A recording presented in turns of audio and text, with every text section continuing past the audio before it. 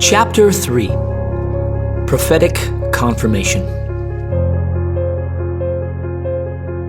In this third chapter, I would like to introduce another distinct feature of the Jewish people, one which reinforces the certainty that they are absolutely unique. Their entire history was foretold in prophecy. That fact is not true of any other nation. The whole history of the Jewish people, from Abraham onward, was foretold in prophecy in the Bible. I have listed below the 16 stages showing the outworking of prophetic predictions concerning Israel.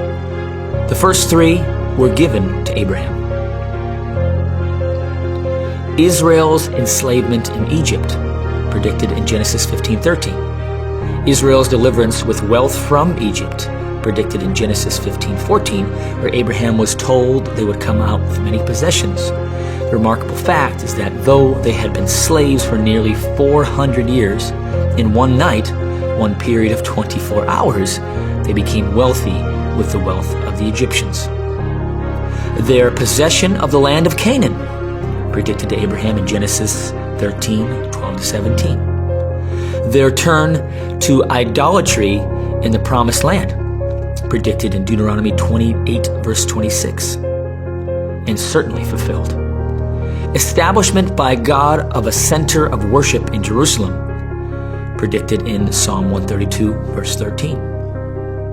The captivity of the northern kingdom called Israel by Assyria, predicted in Isaiah 7:17.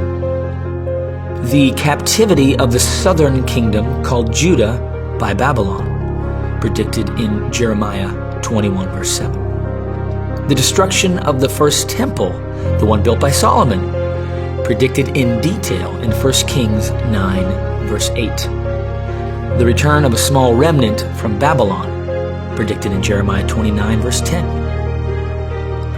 The destruction of the second temple, the one that stood in the days of Jesus, predicted in detail by Jesus in Matthew 24:1-2. If you visit Jerusalem today, the Jewish guides will lead you around the temple area and show you stones that are just standing on their own. Then they will say, "You see, it was predicted that every stone would be thrown down. Not one stone would be left standing upon another." In many ways, those Jewish guides believe more about the Bible than some Christian preachers. The scattering of Israel among the nations, also referred to as the Gentiles because of their disobedience, predicted in numerous scriptures, for example, Leviticus 26:33. The persecution and oppression of Israel among the Gentiles, predicted in Leviticus 26:38-39. That prediction has been fulfilled and is continuing to be fulfilled. The regathering of Jewish people from all nations, predicted in many places such as Jeremiah 33. This prophecy is being realized before our very eyes. It is important for us to appreciate that its fulfillment is occurring. Thus far, 13 of the prophetic predictions have been fulfilled in history. I believe 3 more remain to be completed. The gathering of all nations against Jerusalem in war, predicted in Luke 21:20. The supernatural revelation of Messiah to his people, predicted in Zechariah 12:10. The coming of Messiah in glory and power to establish his kingdom on earth, predicted in many places, including Jude 14:15. With 13 of the 16 predictions fulfilled, that makes an accuracy rating at present of around 81%. With this in mind, it is fair to say we should not be regarded as crazy fanatics if we believe that the remaining 3 predictions will be accomplished. Some people consider Christians to have strange beliefs.